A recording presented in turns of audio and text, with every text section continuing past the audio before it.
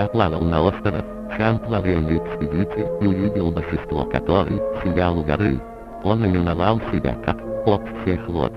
Когда-давно он был обычным живым камнем под именем Багет, но вскоре его унесло Святое море, сам и он стал нечто внеземное.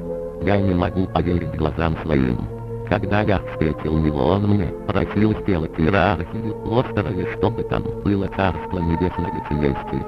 Я все сделал, как он велел. Но тут незадача.